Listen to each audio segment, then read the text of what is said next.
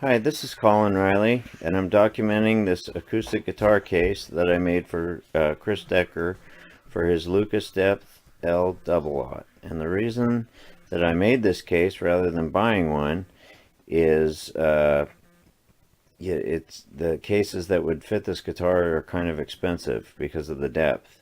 You can use like a regular triple aught size on the ones that are regular, but you'd have to go to a dreadnought size on the other, and it just doesn't exactly fit right. So we went ahead and made one, and the way we did it, I'm going to document the exterior here, is we used finger joints for those mitered sides of the octagon there, and it's a little tricky to do that, but we did it.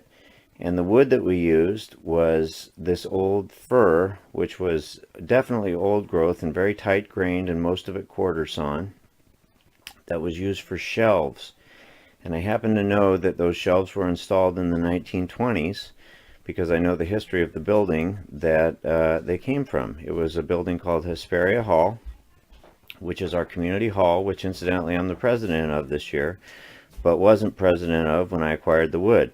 It was being discarded when they did an improvement to the kitchen there, and the man who did it, rather than drive it to the dump in town, knew that I would recycle it into something else. So he was kind enough to hand it over, and now it's being used for a different purpose, which is great, which will last for a long time.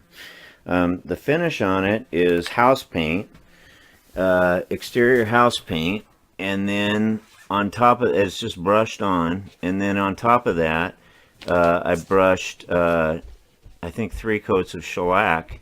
And the thing about the shellac is the alcohol solves the house paint, so it gets kind of mushy, but it dries all hard and it kind of blends. So it's, I don't know if I'd recommend it to everybody, but I was able to kind of work with it. It's got 3 latches, 1, 2, and then there's one on the other side too of the neck because it's a long span there, and it's solid wood.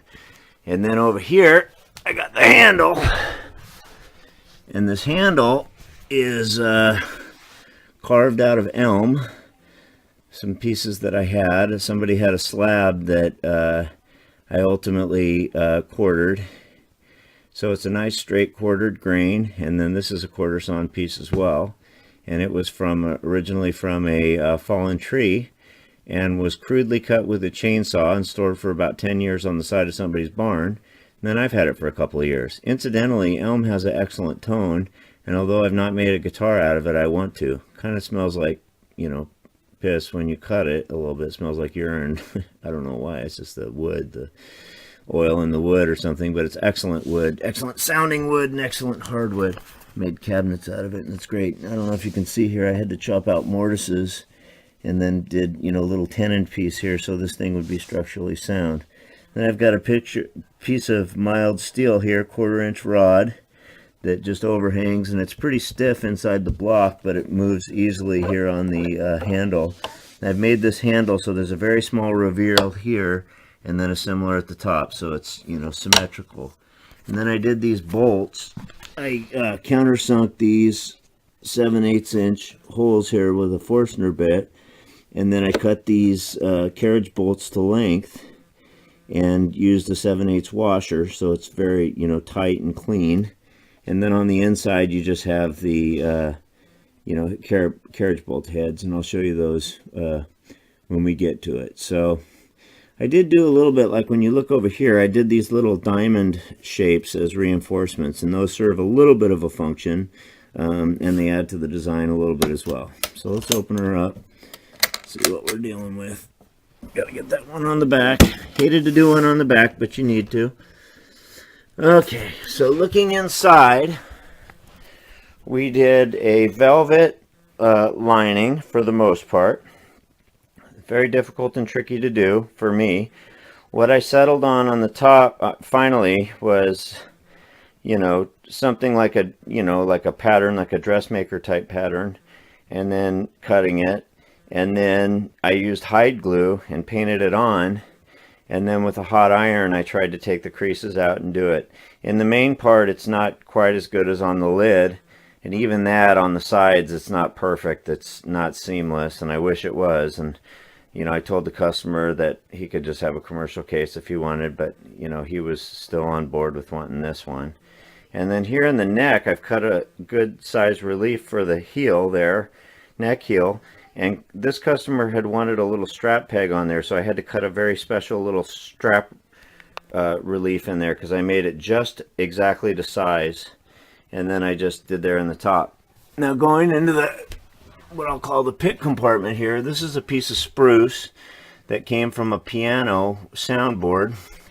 It's got a little finger hole here, and you just open it up, and the hinge is the velvet, you know, which is hide glued in there. And I've reinforced it with staples just in that little thing, but you don't normally see that. It's got a little play in here, but just close it right up and it friction fits shut. So that's basically it, I guess. 3/4 inch, you know, old, ancient, you know, ancient growth, probably first forested out of there, but brought in in the 1920s. And then it's that felt, which I sourced elsewhere, and the other parts were out of a piano that was in the hall. One other thing too, on the underside, let me turn this over, sorry about the jiggle. I put these great wooden washers that came out of a piano too that was in the hall there, and they're into solid wood with pretty robust screws, but they function as feet for the bottom. I didn't do any feet where it lays on its side or at the bottom. I could have, but you know, chose not to. But I did have these matching 8 wooden washers which I used, and they have really great old flathead screws. So that's that, and I'll show you how it fits in the guitar, how the guitar fits in it.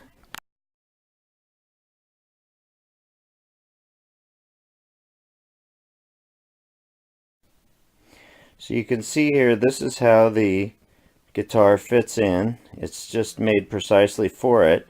And you also notice that there's not that many places where the guitar actually contacts the sides. It's a little bit there at the neck heel, and then at the bottom the end pin is really what contacts, and then those little diamond corners kind of hold it off the main body of the thing. But right on these 45s here, it gets pretty close to it. But the guitar, it doesn't have a lot of padding, and the biggest risk of shock is a good shock on either the front or the back. So that's definitely to be avoided.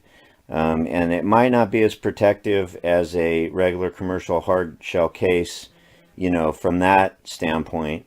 But for the most part, any shocks to the side, it's hard to imagine them impacting the guitar. When you take the guitar out, it's a good idea, and this is a note for you, Chris, to go ahead and grab it here and then at the end at the same time, because it's pretty tight in there. Like if you just try to get it out this way, it'll bind a little bit. So just kind of lift it straight out, and it comes perfect. So anyway, that's that.